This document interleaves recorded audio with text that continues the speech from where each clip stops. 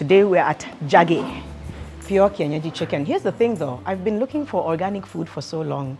Cyrus, Diosaya Mini Show, all these places that have great food you guys have suggested based on where I was last time. And in fact, you should keep your contributions coming. I'd love to know where else I can sample amazing Kenyan food.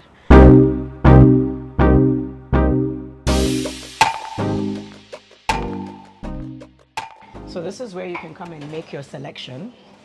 This is not for the faint-hearted, but this is where you can make a selection for what it is that you want made for you.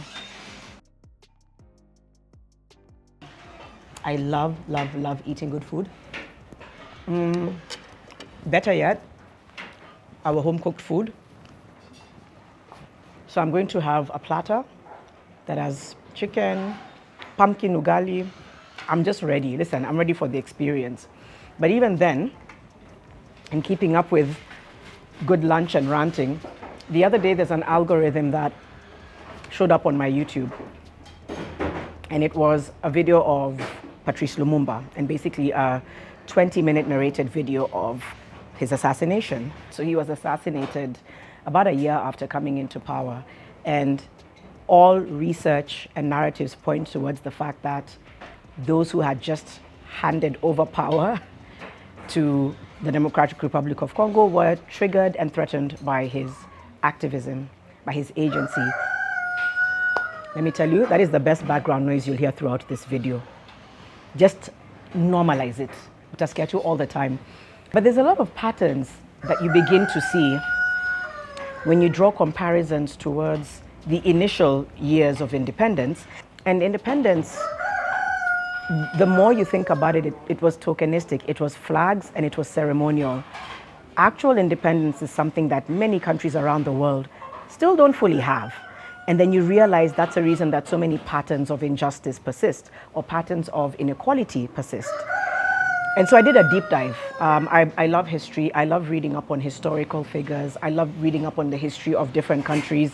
That knowledge and information really begins to shape your understanding and knowledge of what it is you're dealing with today. Here's the thing though, history is clashing in a big way with the present, because a lot of people are aware of the issues that arose just after colonization, and realize that, number one, again, it was very ceremonial. It's never really sunk in. And as a result, people are pushing back and saying, no, when we say independence, we're talking about being able to fully come into our leadership, into our identity, whether it's Kenyan, whether it's Pan-African. Conversations like this are facing a lot of censorship and deplatforming because they speak to a reality and a truth that, number one, is very complex and layered and hard to navigate. Number two, it leaves people saying, okay, what am I supposed to do with this information? But I'm a believer in when you know it, you understand what's happening around you. And again, I'm very big on what are you able to do where you are with what you have. If I speak, I'll give an example of me. Knowing all these things, and again, I'm sharing things that may be very obvious to many of you, sharing things that I've known, I'm just kind of sharing them as they continue to come to me. If I'm working in the space of menstrual equity and trying to find ways to have interventions or conversations, that's what I feel compelled and passionate to do. I hope it can change more than it should, right? There's still about 1 million girls, give or take, in Kenya who don't have access to sanitary pads, millions more women. Around the world, about 500 million girls and women. But understanding, again, that menstrual inequity is also part of gender inequality. It's also because of a patriarchal setup that doesn't prioritize bodily agency and autonomy. Understanding all that means that I'm participating in doing what I can where I am with what I have. And I think if everyone can find a something, doesn't have to be as big sounding as that kind of intervention, but better knowledge and critical knowledge allows you to work with the tools you have to progress a certain agenda, to progress a certain conversation, which at the time we're living in right now, everywhere around the world, we're going to need to really plug into having these progressive conversations and turning them into, this is how we can shift next. Now we talk about poor leadership and governance because many countries around the world are experiencing it, Kenya included. There's historical context to it, not as an excuse, but as an explanation. There's no excuse. But the layers and layers and layers of political games, Some of the things that we're seeing now, whether it's the impeachment and tracing things like this back to, again, just like post-colonial Africa in the 60s, a lot of these ploys are part of this bigger narrative on people still wanting to sink their teeth into ownership and territory. And that is usually at the cost of the people that you're supposed to be leading. Because why are we getting caught up in these sideshows? Some of you might argue it's not a sideshow, it's a very big part of what's happening or a very big part of our country. I'm not disputing that. But the energy that was used in Parliament that day around the impeachment, a lot of us were like, man, if you could put that energy into healthcare, into agitating for better healthcare and access to healthcare, if you could put that energy into creating opportunities and not just saying you're creating jobs or building classrooms, but actually implementing it, if you could put that energy into driving change and allowing young people to air what they're feeling and guiding on what needs to be done, that energy was used an entire day with everyone present, maybe minus a few, the entire day to impeach one person. It is part of a bigger political story. I don't want to get into it. There's many, many sides, many stories, many meanings. I'm just talking about drawing the linkages between what people deserve access to and what is being prioritized. Political sideshows being prioritized vis-a-vis services being deprioritized. Colonialism's impact on education, on governance, on economies can't be understated. And the sad thing is it's often distorted through revised history. And then it's a revised history that we come to know as the truth, or we come to normalize as the truth. And as a result, when we begin to really dig deep and seek clarity on answers because things don't add up, you're either sort of fought with, number one, this pushback on you are creating narratives that are controversial, or you don't know what you're saying, or that's not true. You know, somebody last year said 2024 was going to be the year of truth.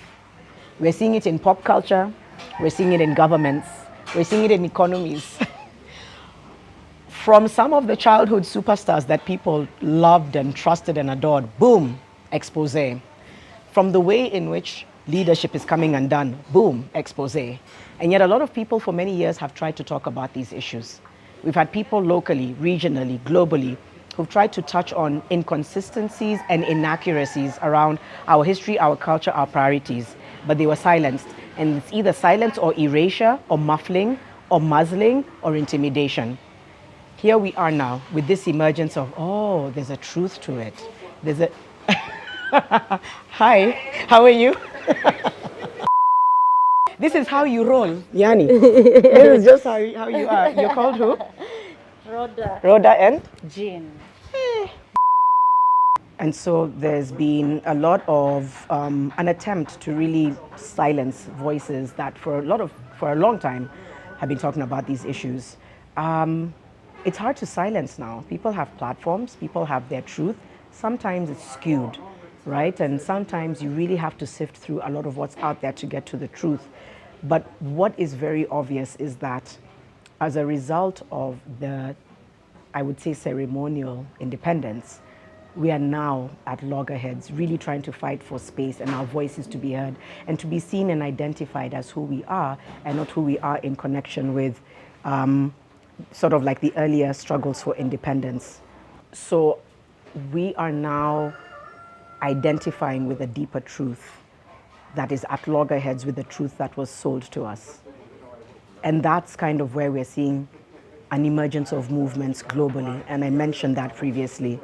A lot of people are beginning to understand and draw linkages to what was perceived freedom and independence to what is, I guess, a ceremonial type of independence. But we're a global village now.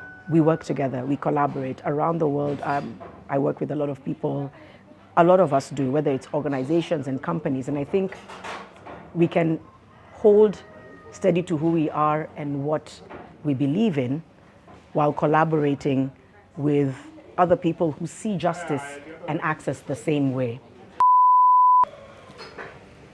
Oh, wow, that's nice.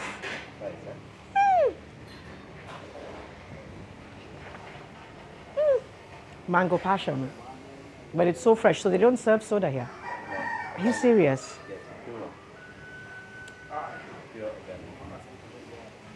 So the food is ready? The food is ready, yeah. Oh, they just need to bring it? Yeah. Hey! Paka avocado lazima. Ni muhimu.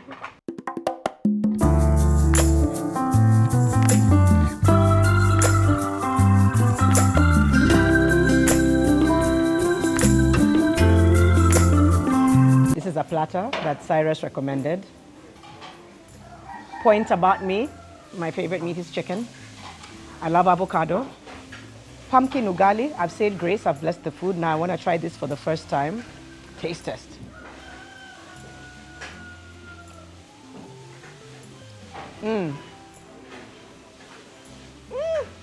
This kuku looks so good. Oh, wow. Oh, that's good. I am full. I am a full human. That was good. That was a good lunch. My point is, we can prioritize progress. We actually must prioritize progress. But we also shouldn't be afraid to talk about how we got here. We're now a global community. We work a lot with each other. We work with different cultures, different agencies, different people. And historically, there's a lot of things that we can learn from how we got here that can inform how we move forward. We shouldn't run away from history. We shouldn't censor it. We shouldn't deplatform it. We should encourage healthy dialogue. We should encourage accurate history. And I just think this global move for progress should acknowledge the discrepancies that have come with the information and knowledge that we know today. So even for those of us who are in social justice or social impact, and any other space you really are in, keep it in mind. Be able to push for progress in a way that respects where people come from, how they hold true to their identity, and how they feel progress can shift where they are. But I'm still a believer. Where you are, who you are, wherever you are with what you have, in any tiny way, progress matters to everyone, and progress is possible with all of us. I'm gonna leave it there. Thank you, Jaggi. My lovely new friends who I met were laughing. Cyrus, am I that much of a Barbie? Proud Barbie? No? You're converting that. I'm converting. Deconstruct the Barbie, guys. Please. Nimeenda. Nimeshiba. Thank you.